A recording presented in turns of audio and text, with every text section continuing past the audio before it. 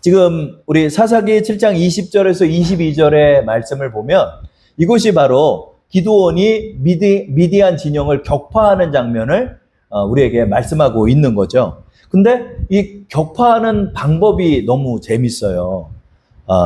우리 사사기 7장 20절의 말씀을 보면 세대가 나팔을 불며 이렇게 말씀하고 있죠. 세대니까 기드온의 300용사가 지금 이제 전투를 벌이는데 3개조로 나눴다는 거예요.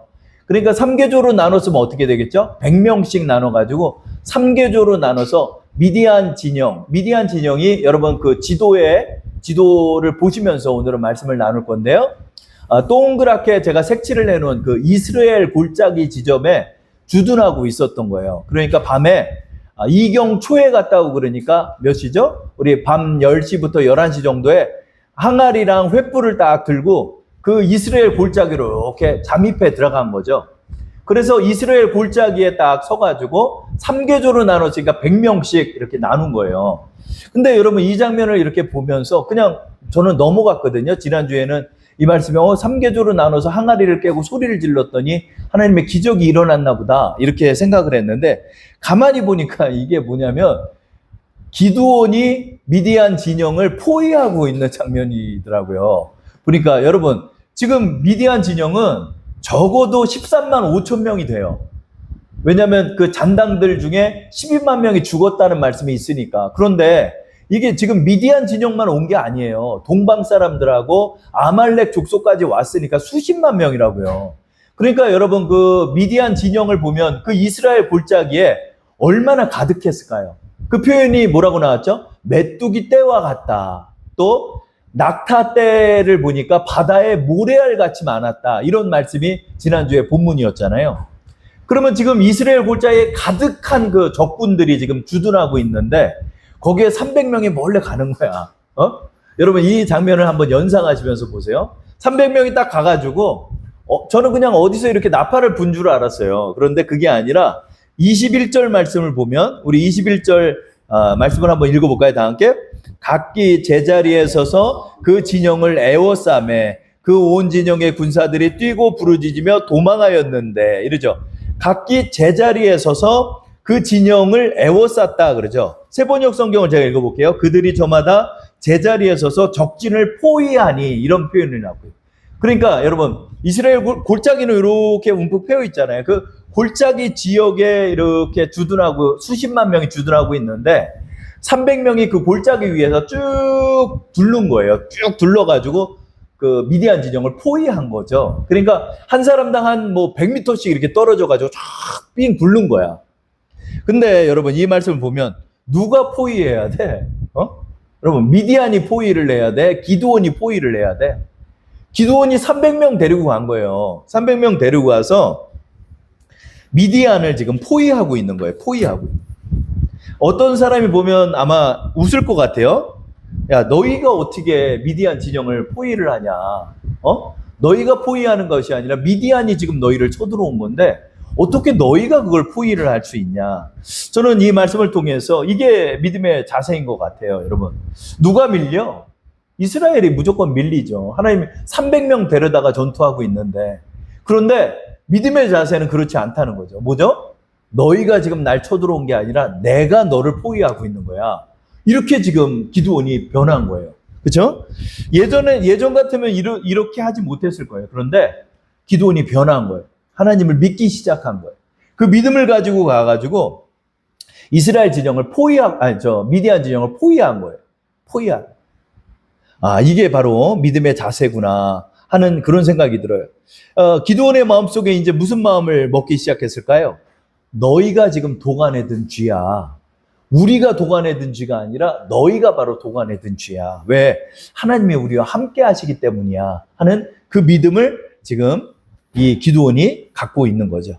여러분 우리가 이 믿음의 전투를 한다는 것은 이런 문제인 것 같아요. 우리는 그동안 이렇게 생각을 했어요. 뭐냐면 하나님이 저희에게 물량을 부어주시면 우리가 할 수 있겠나이다 했어요. 근데 여러분 이 전투는요. 하나님이 물량을 채워주지 않아요. 오히려 물량을 줄여요. 32,000명이나 됐던 사람들을 다 줄여가지고 300명으로 줄여서 전투를 한다는 거예요. 그러니까 이 전투는요, 끝날 때까지 300명으로만 전투해요. 그래서 하나님의 능력을 우리에게 보여주시는 거예요. 내 싸움은 수와 물량과 재정의 싸움이 아니다. 나의 능력의 싸움이다. 라고 말하는 거죠. 기도원의 이 전투의 특징은 뭐다? 믿음의 자세를 갖고 나간다는 거죠. 여러분이 우리 3단지를 놓고 기도할 때, 여러분이 믿음으로 나갈 때, 여러분이 이런 마음을 갖고 나가셔야 돼요. 너희가 도간에 든 쥐다. 왜? 내가 기도하기 때문이다. 여러분, 내가 믿음을 가지고 기도를 하고 나가면 여러분, 이들이 바로 도간에 든 쥐가 되는 거예요. 우리의 기도 속에서 세상이 변하는 거예요. 우리의 기도 속에서 많은 사람이 구원을 받는 거예요.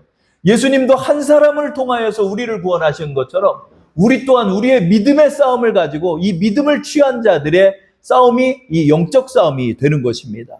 그러므로 여러분, 우리는 이런 자세를 갖고 우리가 말씀을 전하고 또한 여러분이 이 믿음의 자세를 가지고 세상을 향해 나가야 하는 것입니다.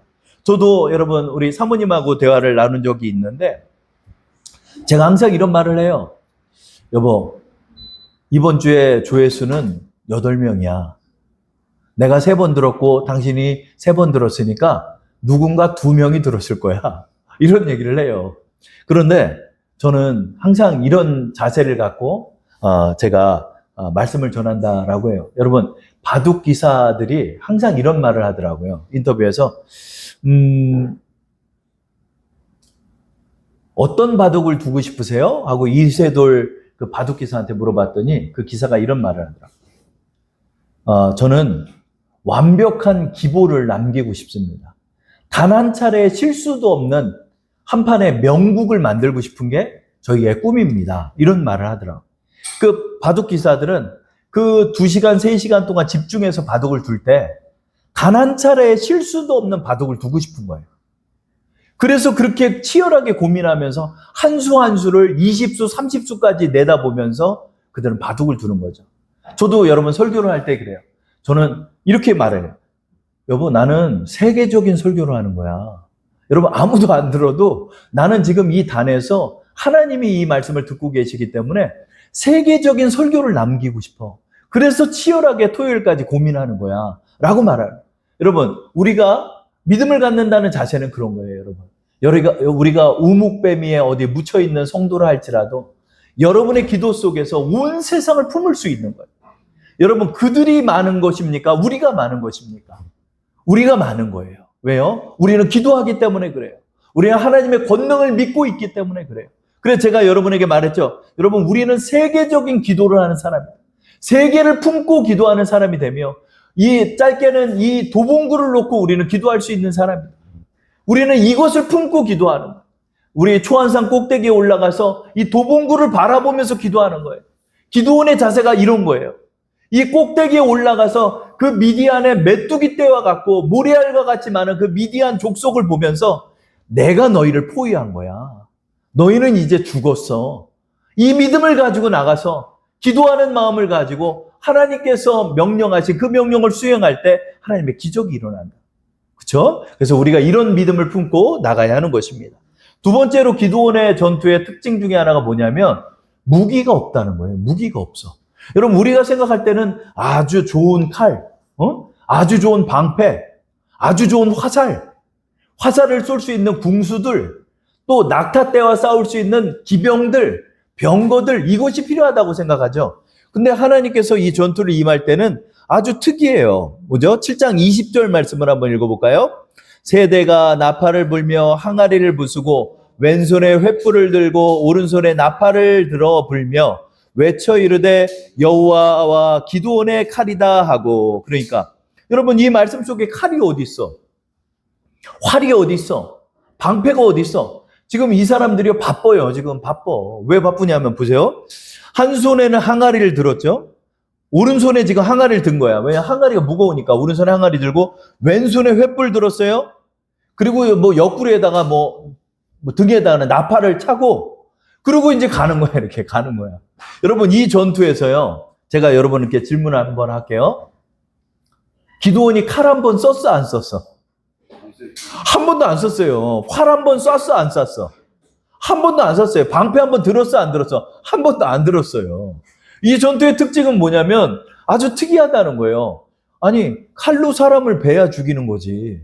그래야 이기는 거지. 우리는 이렇게 생각하는데 이 말씀을 가만히 보면 항아리에다가 횃불에다가 나팔을 갖고 갔다는 거죠. 그러니까 이 사람들 막 손이 가득했어. 가득해가지고 항아리 한 손에 들고 항아리 한쪽에 횃불을 들고 몰래 걸어가는 거야, 이렇게. 밤에. 그래가지고 항아리를 깨고 횃불을 불을 붙이고 또 한 손으로 나팔을 부는 거야. 그리고 또 나팔을 불다가 이제 나팔을 빼고 여호와의 칼이다. 기드온의 칼이다. 이러고 소리를 지르는 거예요. 300명이 그 미디안 족속을 수십만 명을 향해서 그것을 외치고 있다는 거예요. 그런데 여러분 그 골짜기에서 외친들 얼마나 울리겠어요? 수십만 명이 듣겠어요, 여러분? 적어도 여러분 한 5만 명 정도가 돼야 여러분 월드컵 경기장에 한 3만 명에서 3, 4만 명 들어간대요. 3, 4만 명이 들어가서 울리면은요, 그 근처를 운전하고 가다 보면 와 하고 들려요. 적어도 수만 명 정도는 돼서 소리를 질러야 그 소리가 우레와 같은 소리로 들려요. 근데 꼴랑 300명이 소리 질렀다고 그래서 그 소리가 들립니까? 횃불 켰다고 그래서 고작 횃불 300개예요. 얼마나 보이겠습니까? 그런데 이 무기도 없이 나간 기드온에게 하나님이 기적이 임한다는 거죠. 그게 뭐다?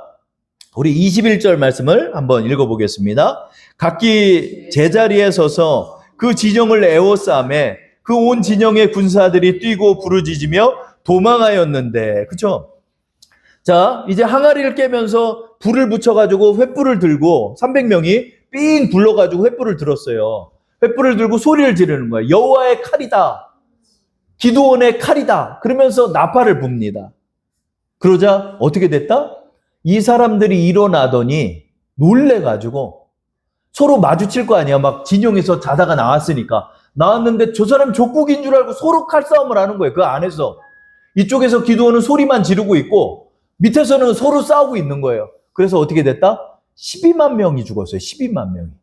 우리 그 장면 한번 볼까요? 사사기 8장 10절에 나와 있습니다. 읽어보겠습니다.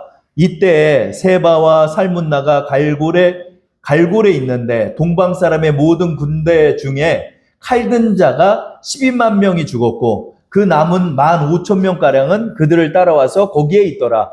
그러니까 지금 12만 명이 죽은 거예요. 12만 명이. 그런데 이거 동방 사람뿐만 아니라 미디안과 아말렉 족속까지 치면 도대체 얼마가 죽은지 모르는 거야. 그러니까 칼 한 번 써보지 않고 수십만 명이 서로를 찔러서 죽이는 거야. 그러니까 이 말씀이 어떤 의미가 있을까요? 기드온이 외친 그 소리에 놀랐을까? 아니죠. 그들이 외친 소리에 하나님의 소리가 더해진 거예요. 그 소리가 갑자기 그 진영에는 우레와 같은 수십만 명의 군사의 함성 소리로 들리는 거야. 꽉꽉꽉꽉 이렇게 들리는 거예요, 그냥. 그리고 그 진영 사이에 하나님께서 두려움이 임하게 하시는. 두려움이 임한 거야. 쳐들어왔나 보다 생각하는. 그러니까 놀래가지고 서로 그냥 싸우는 거예요. 싸우고 서로 찔러서 죽이고 서로가 서로를 죽이는 그런 참극이 일어나게 된 것입니다. 기드온은요 소리만 지르면서 그걸 지켜본 거예요. 밑에서. 저 밑에서 뭐하냐 지금? 기드온이 아마 깜짝 놀랐을 거예요. 위에서 이렇게 내려다보니까 막 서로 칼싸움을 하고 있는 거야. 막 전쟁이 일어난 거야. 자. 전쟁이 일어난 거야. 그래서 하나님의 기적이 여기서 일어났다는 거죠. 어떻게 일어났다? 기드온의 300용사의 함성 소리와 함께 하나님의 기적이 임한 거예요. 근데 그 배후에서 일어난 거지. 그쵸? 근데 여러분, 저는 이 말씀을 보면서, 내 기도를 바꿔야 되는구나. 정신없어. 기도를 바꿔야 되는구나. 하나님, 물량을 주십시오. 하나님, 이걸 주시면 내가 할 수 있겠나이다 했어요. 근데 이 전투에서는 어디에서도 물량을 주거나 무기를 주거나 군사를 주지 않았어요.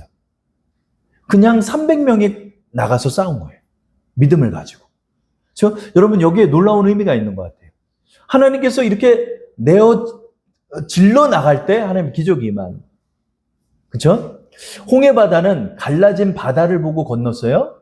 근데 요단강을 건널 때는요, 물을 밟자 물이 갈라졌어요. 여러분, 우리가 이것을 봐야 돼. 하나님께서 너가 믿음으로 나가라는 거예요. 기드온에게 믿음으로 나가라는 거예요. 기드온에게 믿음으로 나갈 때 하나님의 능력이 임한다. 우리가 이 믿음을 취해야 하는 것입니다. 그래서 기드온이 믿기까지 주님께서 계속 그를 설득하는 거예요. 기드온아, 네가 믿어라. 네가 믿음을 취해라. 하나님, 저 못 믿겠어요. 양털을요 적셔 주세요. 양털을 말려주세요.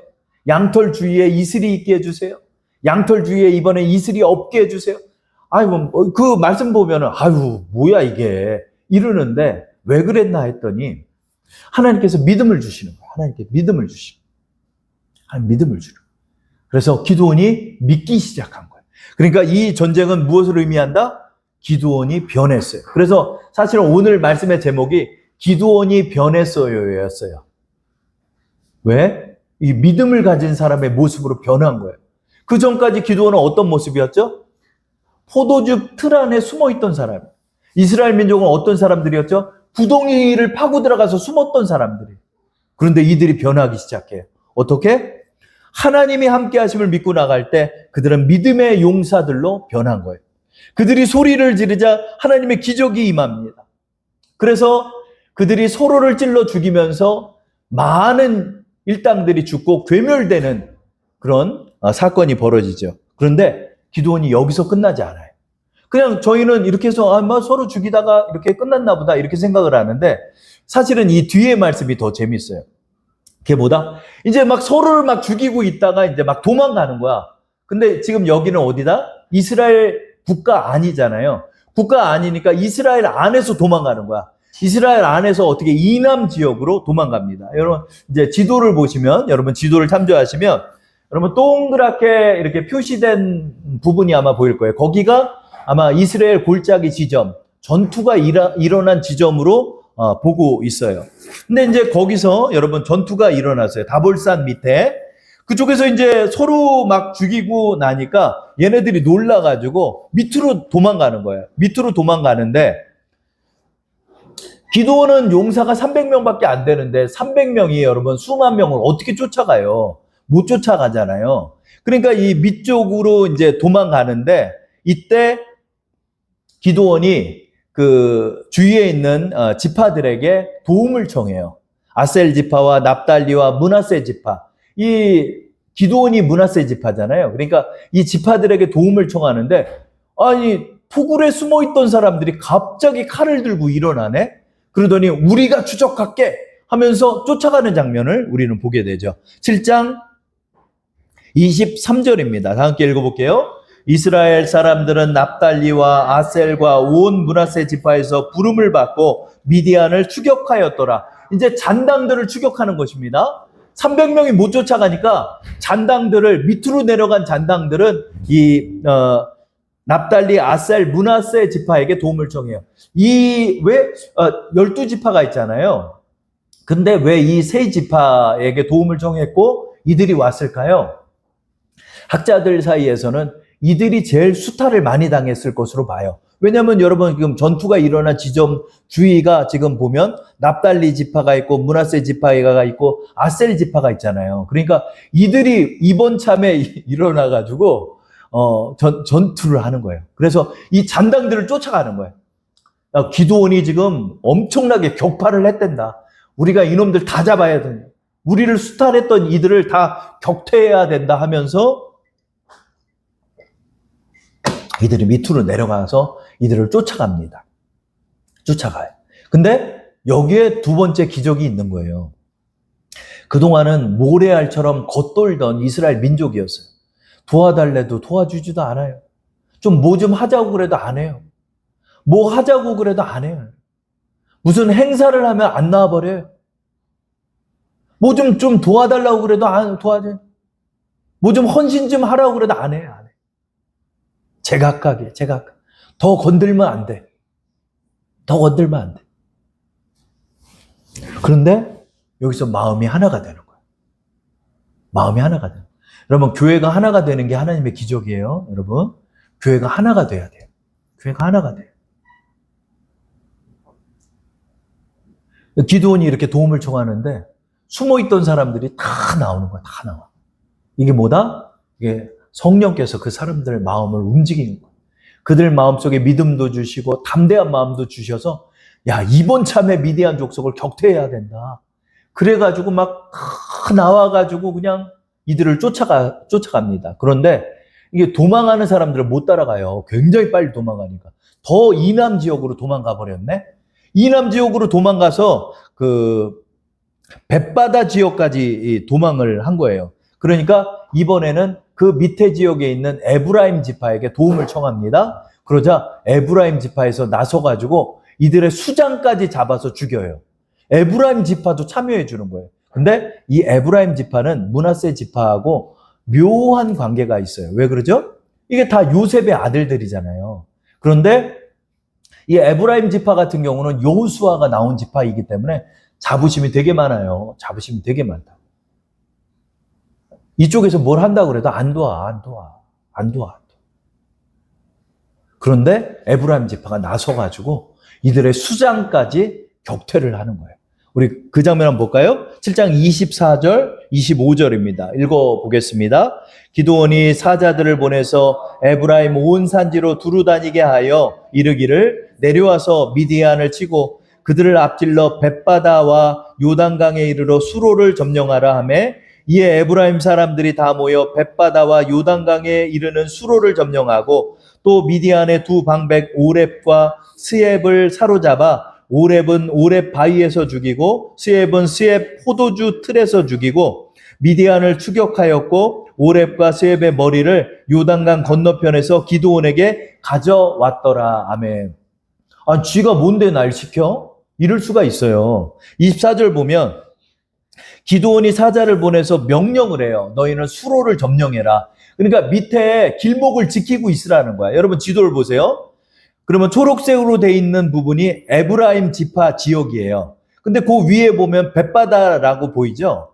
세겜 위에 보면은 벳바다라고 있잖아요. 그러니까 거기까지 도망을 한 거야. 그러니까 에브라임 지파한테 보내가지고 길목을 지켜가지고 요단강 쪽으로 도망가지 못하게 거기를 지키고 있는 거야, 밑에서. 그러니까 그것도 모르고 이제 막 도망가다가 에브라임 지파를 만나서 이렇게 괴멸되고 그 다음에 이들을 잡아가지고 다 쫓아가지고 잡아가지고 죽인 거예요. 오렙과 스엡의 머리를 잘라가지고 기드온에게 갖다 주네. 아니 기드온이 여기서 지금 이 지파의 수장도 아니고 사사도 아닌데 말을 다 따라주는 거야. 따라주는 거야. 그동안은요. 아, 쥐가 뭔데 날 시켜? 이런 거야. 아무도 나서지도 않고 나서는 사람 있으면 따라주지도 않고 무시하고 서로 막 조롱하고 이런 관계였어요. 그런데 여기서 에브라임 지파가 말없이 따르네. 기드온을 하나님의 수장으로 세워준 거예요. 그래가지고 지금 이들을 잡는데 재밌죠? 여러분 보세요. 스엡은 25절에 보면 스엡은 포도주 틀에서 죽였다는 게 왜 그럴까? 이놈이 저 포도주 틀에 들어가 숨어 있는 걸 잡은 거야. 이 왕이 이제 쫓기다가 포도주 틀에 들어가서 죽음을 맞이했죠. 포도주 틀에 누가 들어갔었죠? 기드온이 들어갔었잖아. 근데 이제 전세가 역전됐네? 그래서 이 사람들 여기 숨어 있는 거 다 잡아가지고 목을 잘라다가 기드온에게 가져다 줍니다.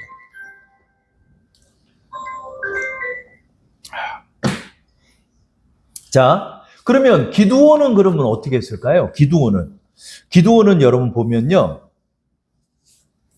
기드온은 그 15,000명의 잔당들을 쫓아간 거예요. 여러분 오늘 본문의 말씀 볼까요? 본문의 말씀 보면 7장 22절 있죠? 우리 7장 22절 말씀을 읽어볼게요. 300명이 나팔을 불 때 여호와께서 그 온 진영에서 친구끼리 칼로 치게 하심으로 적군이 도망하여 스레라의 벳시다에 이르고 또 답밭에 가까운 아벨 무올라의 경계에 이르렀으며 자, 스레라의 벳시다는 이스라엘 골짜기 이남 지역으로 해서 에브라임 지파까지 나서서 다 괴멸을 했고요. 이제 요단강 건너서 도망한 거야. 여러분 지도를 보시면 답밭 보일 거예요. 답밭 보이죠? 답밭과 그 오른편 초록색 하늘색 지점에 아벨 무올라 있죠? 그러니까 이놈들이 요단강을 건너간 거예요.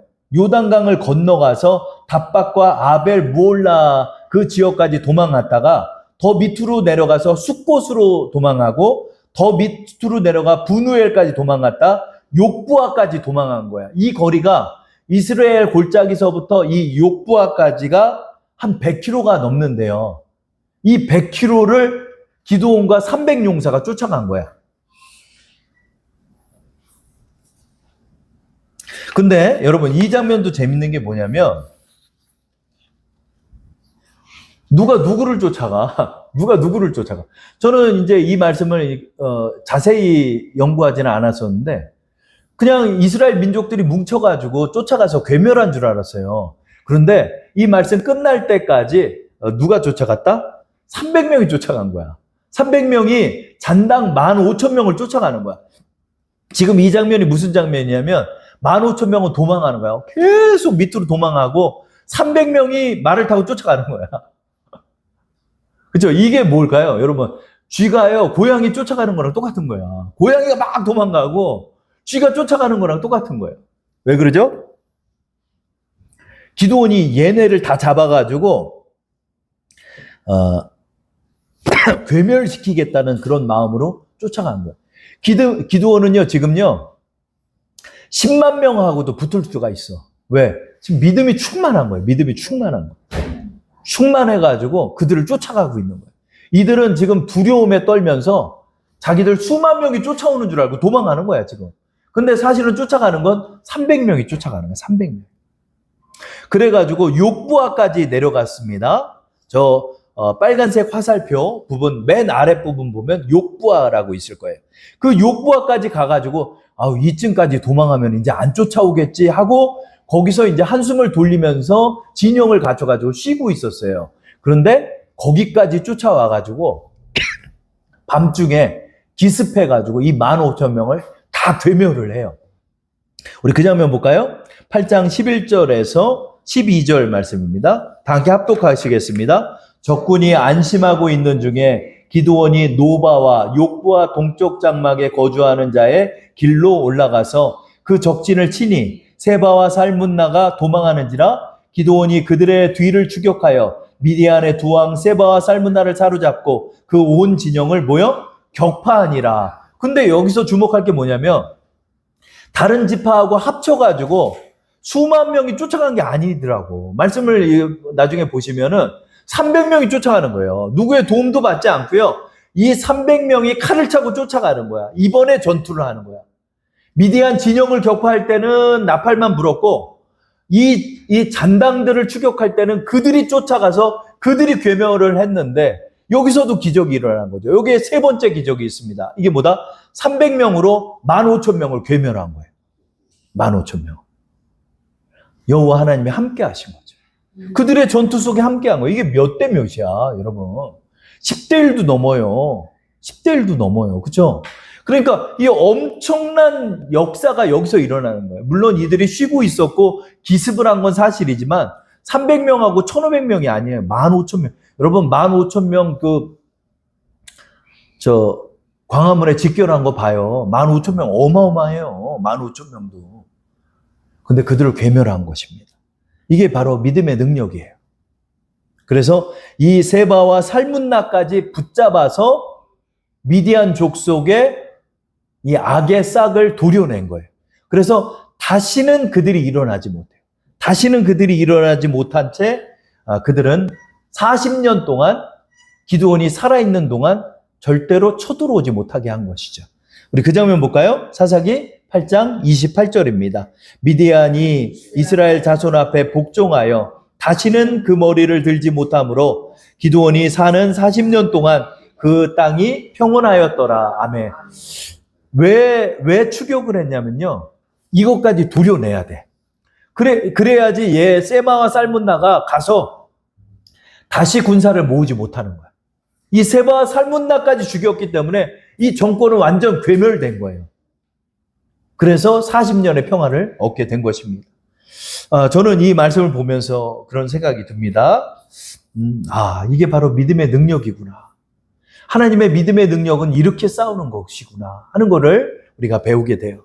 여러분, 하나님께 우리가 구할 것이 뭐다? 바로 믿음입니다. 우리가 이 믿음을 가지고 나갈 때 하나님의 능력이 발휘가 되는 거예요.